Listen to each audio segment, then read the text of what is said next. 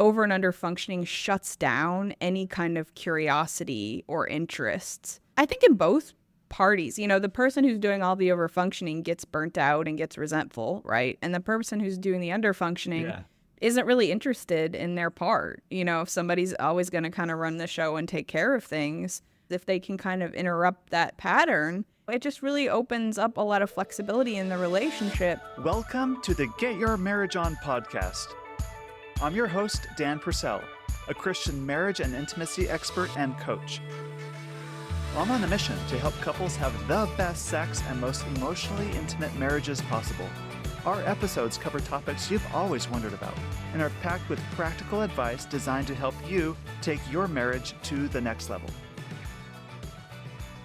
In many marriages, there are people that feel like they do far more than their share of the relationship work. But why do they tend to take on the responsibility of their spouse's share of the relationship, especially in stressful situations? You see, intimate marriages are like a system. Think of systems like an air conditioning and heating system in your home. It works hard to keep things at an even temperature or homeostasis. When the temperature gets too high, the air conditioning kicks on to cool things down. When the temperature gets too low, the heater kicks on to heat things up. So it's like a system. It's a way of keeping things normal and functioning in an environment where people can live. When there's stress and anxiety in a relationship, one person may tend to become overly responsible for the relationship to calm the other person down, to bring the relationship back into homeostasis. It's like the, I need you to calm down so that I can calm down idea. Meanwhile, the other person knows that their spouse tends to take over in situations like this, so they just sit back and they don't have to take full responsibility for themselves, letting their relationship skills atrophy and go undeveloped. This is called the over-functioning, under-functioning dynamic, and it shows up in sex too. If you've ever said to yourself, if I wasn't the person to always initiate sex here, nothing would ever happen, this could be a sign that you're an over-functioner in your sexual relationship. I've been looking forward to sharing this interview with you for a very long time. Dr. Kathleen Smith, my guest today, is a world-renowned expert on systems theory and relationships. This is her second book and second time on my podcast. Her first appearance was episode number 45, if you want to look that up. She's the author of a new book, True to You, where she talks about the over-functioning, under-functioning dynamic in relationships and how to fix it. I read the book recently and loved it, so I invited her onto the show to talk about it. In October, we're hosting our next in-person marriage retreat.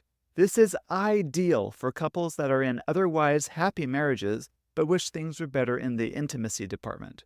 Our retreats are absolutely not boring and nothing like being in a stuffy conference room at some hotel. This is a vacation, a getaway for you and your spouse where you get to work with me and do a deep dive into your marriage relationship. It's also romantic. Our retreats are also squeaky clean. There's no nudity, no demonstrations, and no one is asked to work through their issues in front of the group either. And it's because it's set up this way. It's a place where you can actually talk about the important aspects of your marriage and make real progress in your relationship in this weekend. But you don't have to take my word for it. I invite you to check out the many interviews of past retreat attendees on my website describing what their experience at the retreat was like. Thank you for your podcast reviews. Someone recently shared this on Apple Podcasts. This podcast is amazing. It discusses a wide variety of issues that married couples experience in a respectful, fun, and informative way. I have enjoyed hearing from a lot of sex and intimacy experts here, and I've learned a lot from it. Get Your Marriage On is my favorite marriage podcast. If you'll please take a moment to leave a review too, and if you hear your review read in a future episode, email support@getyourmarriageon.com and I will mail you a gift. Dr. Kathleen Smith, welcome to the Get Your Marriage On podcast. How are you today? I'm great. Good to be here. Great to have you back. You're one of my earlier guests on my podcast, and I love your work. You've come out with this new book called True to You, which I absolutely, totally love, and I hope all of our listeners get a copy, because it's fantastic. It's a great book on relationships. But before we get into your message of the book and what I'm learning from you, I first want to know, has there been a time when your husband went out of town and you learned something about yourself? Yes, recently. I am fascinated by how my functioning changes when you take my husband out of the room. And very predictably, I realized that I was staying up late, looking at like Instagram reels. I was ordering food that was not necessarily the healthiest. I couldn't seem to get the energy to do very simple tasks like take out the trash. I mean, I did it, but I acted like I should have gotten a medal for doing it, right? Because he normally does that, right? And it was fascinating to see just how my functioning really dipped not because he reminds me to do any of these things. He doesn't tell me what to eat or when to go to bed. It's just having that significant adult in the room makes you kind of function up a little bit, right? Because maybe, you know what you're supposed to be doing and how to take care of yourself. And when you can get away with not doing it, it's very easy to do.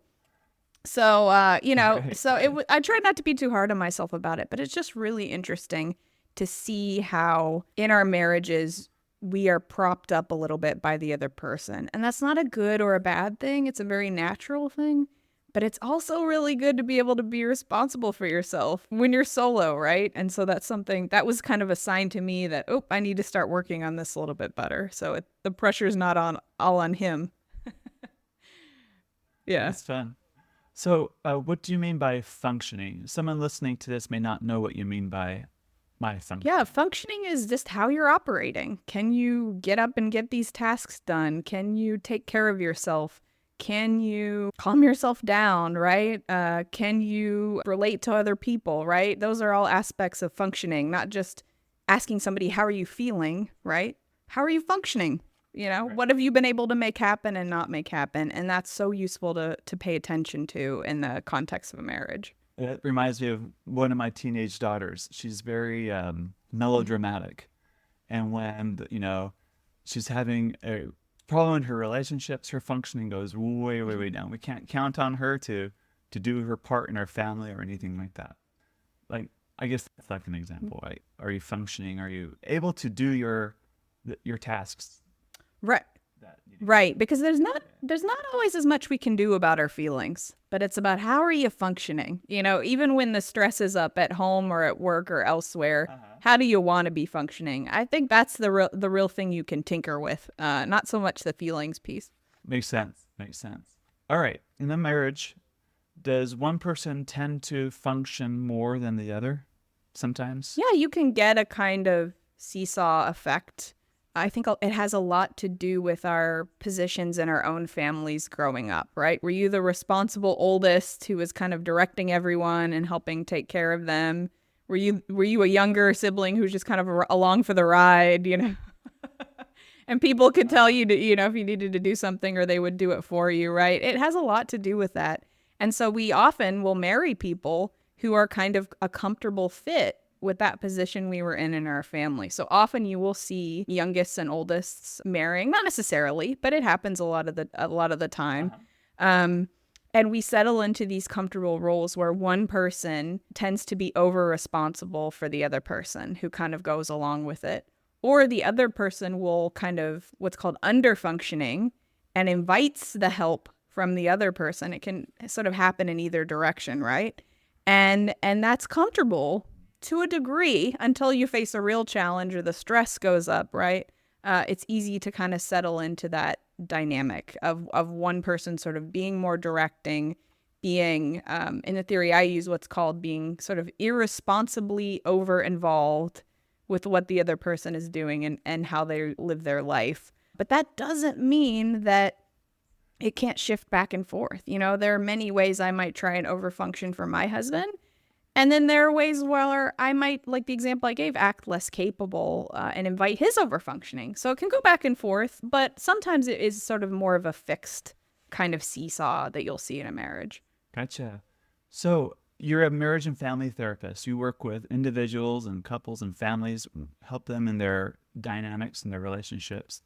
Can you tell me any stories of someone that you've worked with where you saw them over-functioning, let's say, and why were they over-functioning, and tell us that story. Yeah, well, actually I'm a counselor, but I do family work, so it's that's okay. Okay. But yeah, so I'll just, before I tell a specific story, I'll just add a note of how obvious this is sometimes when people meet with me, even if it's virtually. Let's say I'm working with a couple and they're both in different rooms on Zoom, and one person can't get themselves unmuted, or there's like, you automatically see the other person start to problem solve for them, where and it just like from the jump, right? And I'm sitting there thinking, you know what, I think they can probably figure out how to unmute themselves, right? But it's just so automatic for the other person to start to direct, and I don't put any judgment on that. It's just a useful observation. And so I think often people don't realize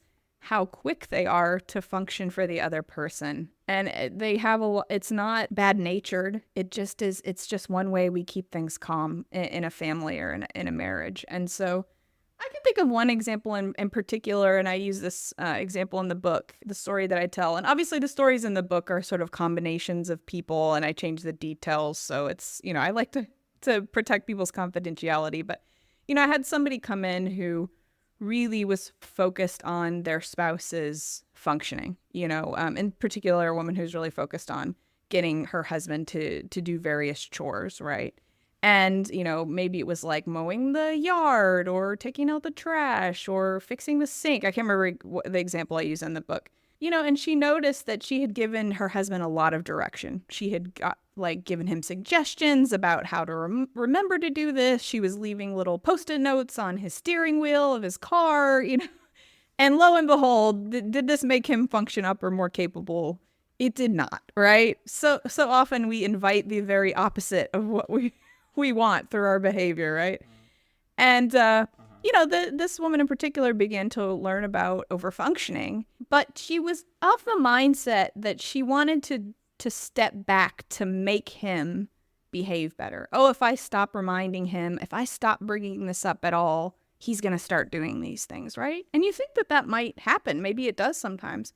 But the focus is still on him and what he's doing, right? It's, if I push this button, will I get this result? And there's still a very anxious focus, right? Let's say like your spouse leaves clothes in a pile on the floor, right? And you always pick it up.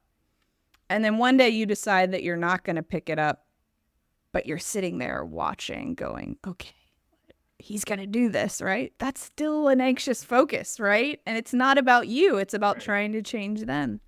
So I think what people often find is that a shift out of overfunctioning is not about trying to change the other person. It's about recognizing that, first of all, your efforts to help are not very helpful. And then also you have to think about where you put your energy in the relationship.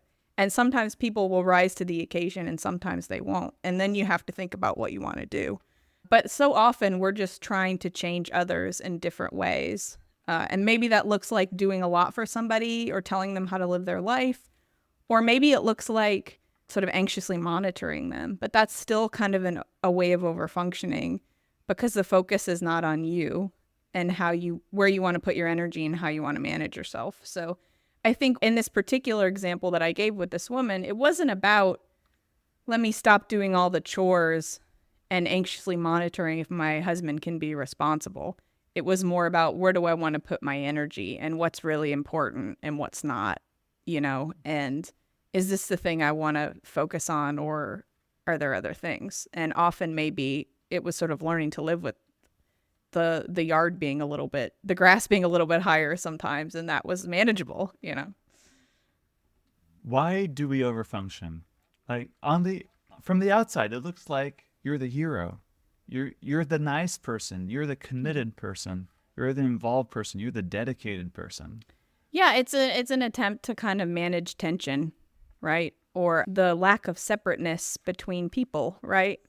We so often we function as if the other person is an extension of ourselves. So they should do what we do. Right. They should dress how we think they should dress. They should be interested in the things we're interested in. They should communicate how we want them to communicate, right?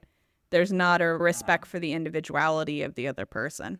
And I think that generates tension when people are different and they have different ways of doing things. And then how do you manage yourself in the face of the fact that your spouse is another separate person who is in charge of themselves.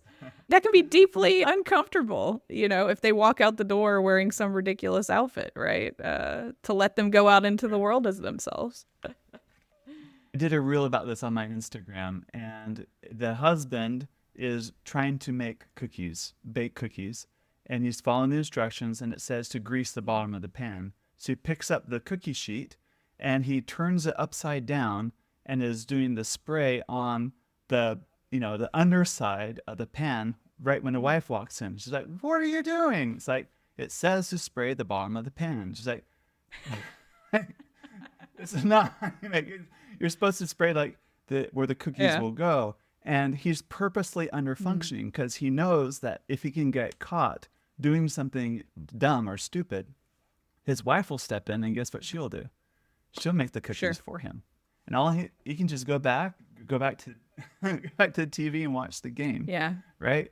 But the reason why she steps in that moment is she can't handle that he's doing it wrong. It causes her so much anxiety. Like, she would rather just stop whatever she was doing and bake the cookies for him instead of really help him address his own, it's a manipulation kind of in there too. But well, what I think is interesting is that as parents, people recognize this. Like when a kid is sort of pretending they can't tie their shoes and they know that they have to manage their distress while their children learn to do things, right?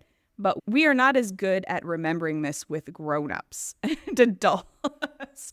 Right. I think often a parent can say, "I'm going to let my kid fumble through this because it's useful for them."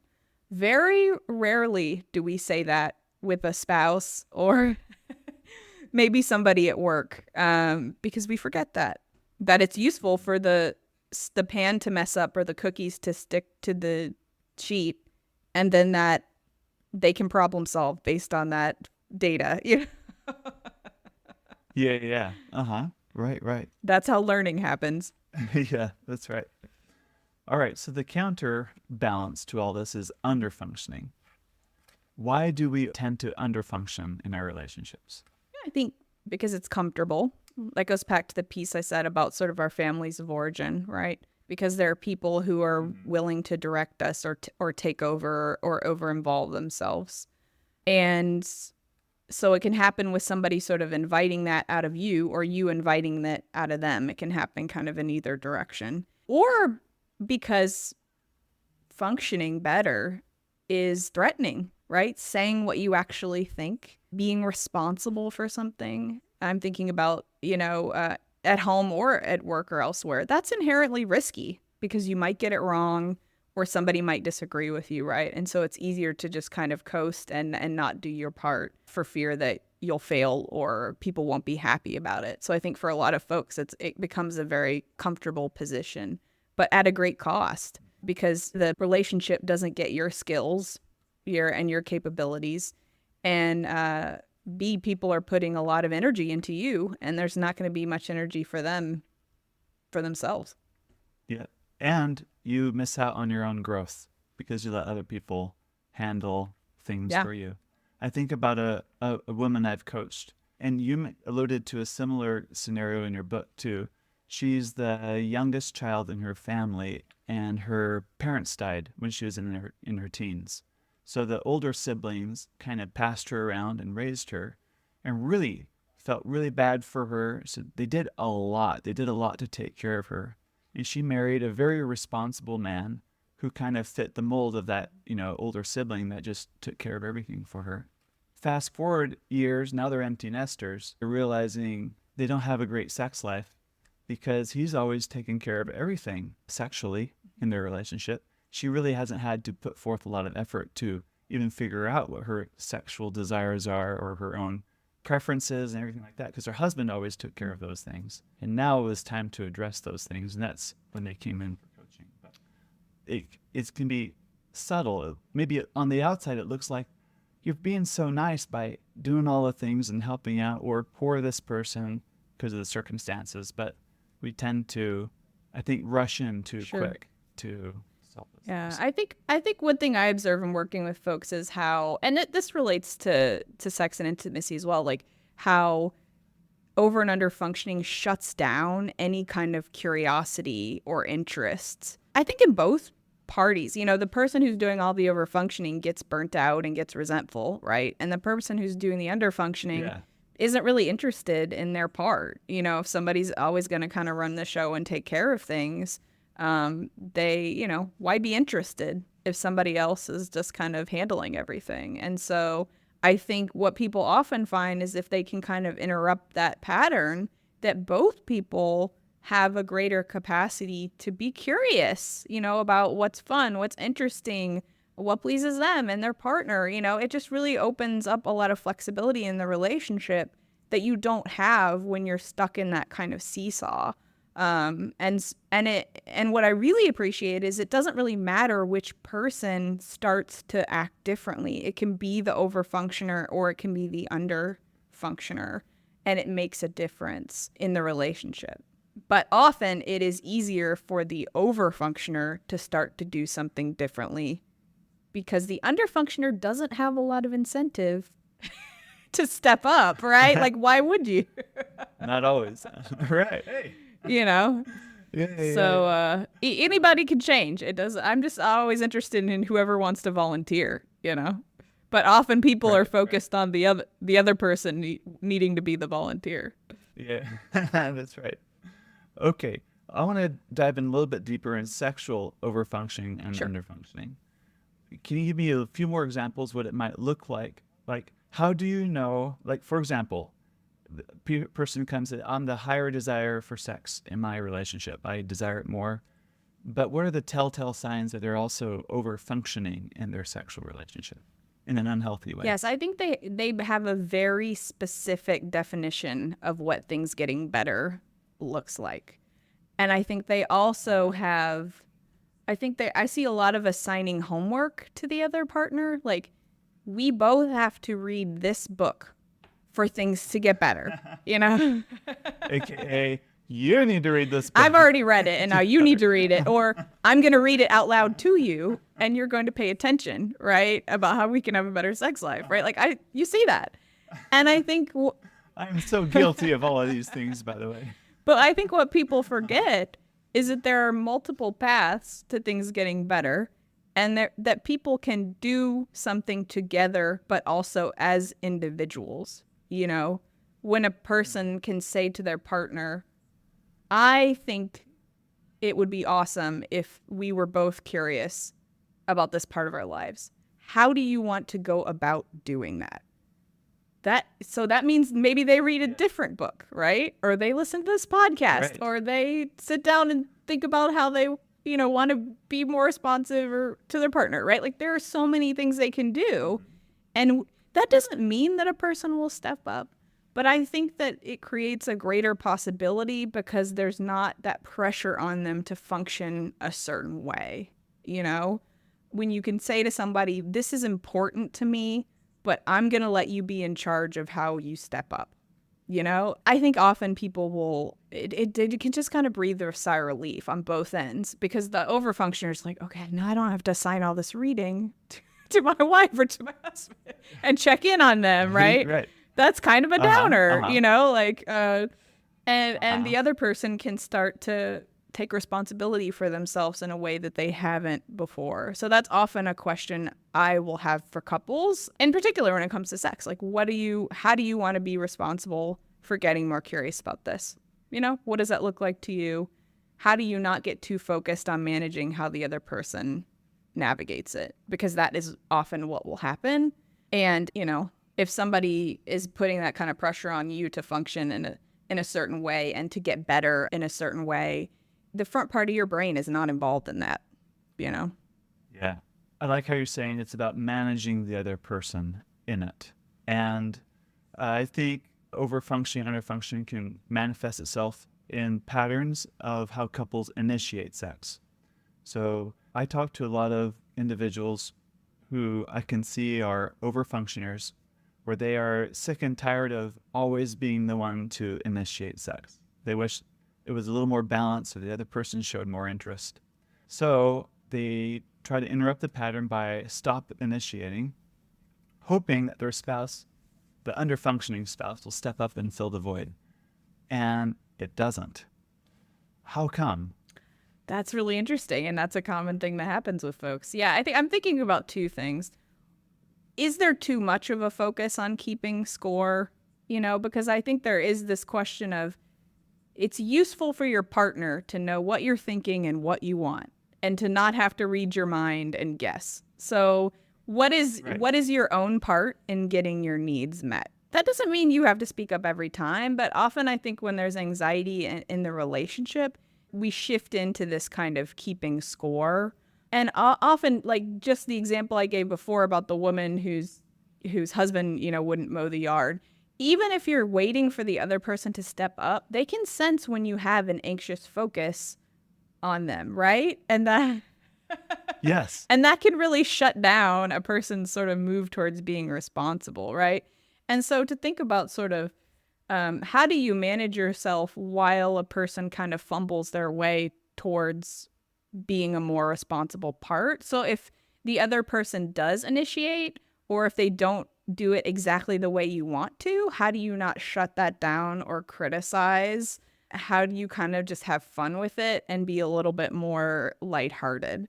Right? Can you make a joke? Can you not everything calls for a joke, but like I think when people can be a little bit more flexible, it really kind of opens up the possibility for things not having to play out this very particular way that we think they have to, right? Being able to kind of ask your spouse like, okay, what ideas do you have? What could be like a fun way that you could initiate, like, let's see what we can do with this. And maybe it's terrible and it doesn't work at all, just kind of going into it with that like researcher mindset, which I realize doesn't sound very sexy, but like, I think it makes a big difference to be able to say, well, that didn't work.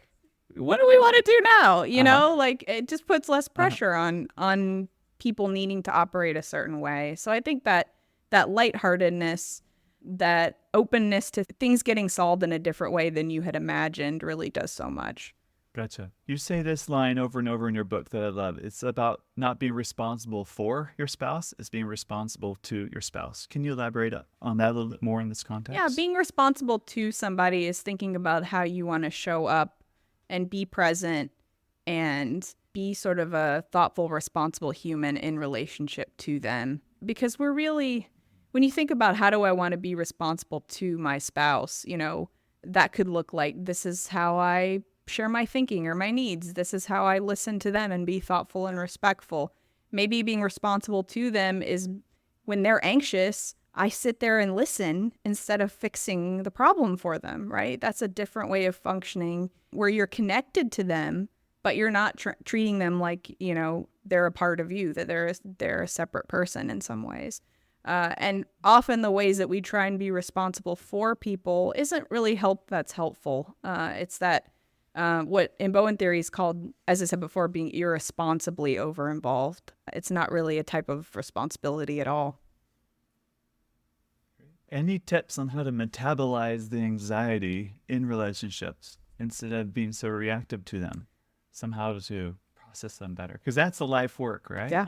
I mean, people get so fixated on there being one specific thing they need to do, whether it's this breathing exercise is going to solve all my problems, but it's just kind of coming to your own practice of what it means to take care of yourself in the long term, right? Like what are the practices that help you manage anxiety better, and how you take care of yourself and your body and your mind. But there's also what you're doing in the moment when you feel anxiety in the relationship or in the other person. Recognizing if you're not paying attention, what do you do?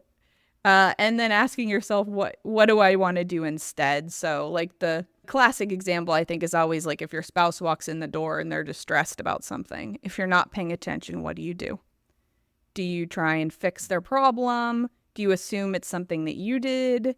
And then that triggers a fight between the two of you, like what do you run away and don't want to feel their anxiety? Or can you just be present and be a little bit calmer than they are as they work to manage their own distress? And how useful that is, when the other person is doing that. And you get that practice every day.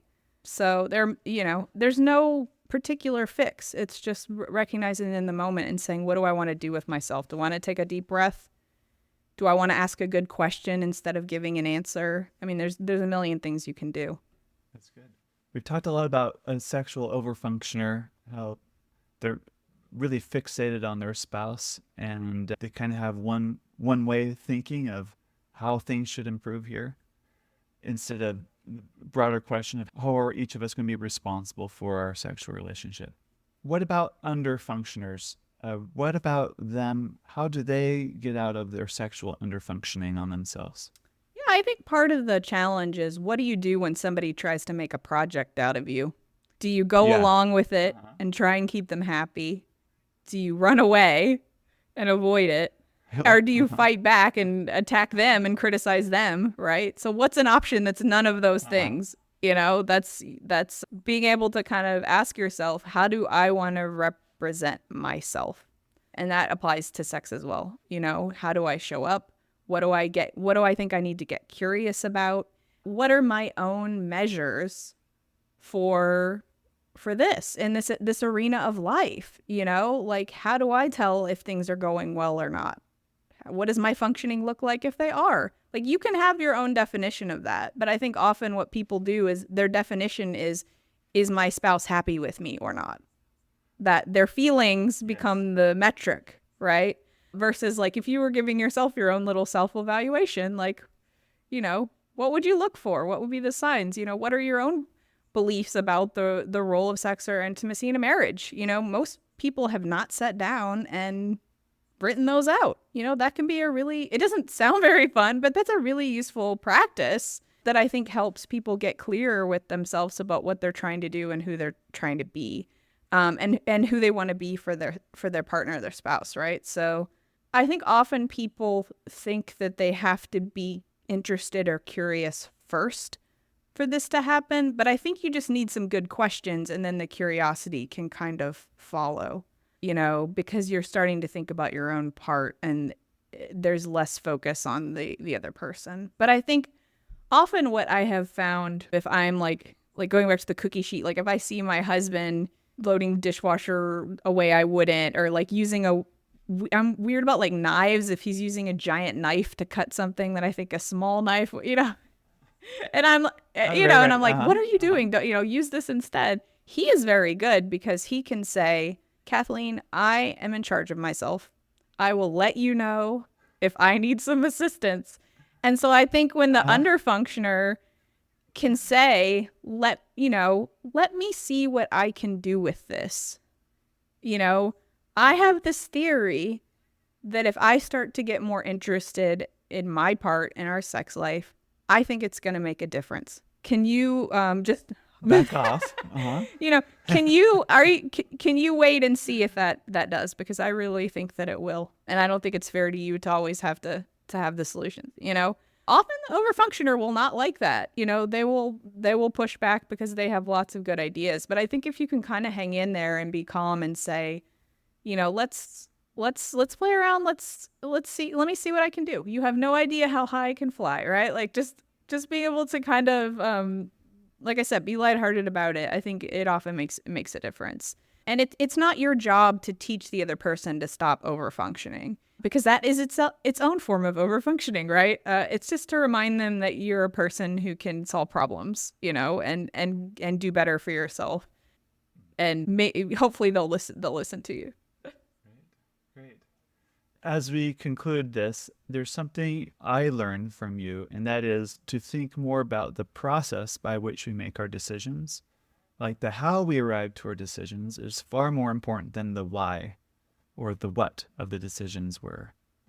Anything, a story you can share that will kind of sum up our conversation about the importance of really thinking about the process in which we think about why we do things in relationships? Yeah, I'm thinking about this example I gave earlier of the woman who was really trying to teach her husband how to do better around the house, and the why was, why won't he function better? You know, why won't he Yes. do the things I ask? Doesn't he care about me? You know, that's the logical conclusion to the why questions, right? It's either your fault or He doesn't care. it's a why, you know, it's either your fault or somebody else's. Blame is the only answer to the why question, right? But the how question is, how do we get caught up in this pattern of me directing him and he either going along with it or fighting back or acting more helpless, right? Because that's sort of what would happen. He would sort of go along with it for a while, and then his functioning would dip down again, right? And they could kind of look at, you know, their parents, right, and the previous generations and say, this is the way that things have kind of shaken out in our families, that we gain some stability when some people are kind of calling the shots. And that's very comfortable for us. And so it makes a lot of sense that our marriage would kind of play out that way. And it's not good or bad, it's just very limiting, you know? So she could equally see her part and how it was very comfortable for her as well. You know, she was oldest sister. She watched her mom, you know, really manage a lot for her father. And she would go, well, it makes total sense, you know, that I would marry somebody who would fall into that dynamic as well. But are we limited to that? You know, can we sort of evolve into a different way of relating to each other? And how useful that will be, not just for us, but for our kids as well, to see that, you know, Yes. for the next generation to maybe do a little bit better. And that there are different ways of relating to each other than the seesaw, but that it will stir up some discomfort to not operate that way. And that's not a sign that something is wrong. That's a sign that we're growing and doing something differently. So are we willing to tolerate the discomfort it takes for one of us to step up and the other one of us to step back, you know? And that came out of that how thinking, not the blaming thinking. That's good. Great. Kathleen, thank you very much. Thanks for sharing your wisdom. Where can people go to learn more about you, your work, and your books? Yeah, so they can go to my website, which is KathleenSmithWrites.com. And I also write a Substack where I talk about all this stuff called The Anxious Overachiever. Very good. Thank you very much. Thanks a lot, Dan. Thank you for listening to today's episode. If you're interested in accelerating growth in your marriage, either sexually, emotionally, or spiritually, I want to invite you to work with me in my affordable coaching program called Next Level. More information about Next Level and my fun and sexy apps for couples are available at getyourmarriageon.com. Please also don't forget to subscribe to this podcast so you don't miss a single episode. And be sure to tell your married friends. I promise, they will thank you for life. Now go get your marriage on.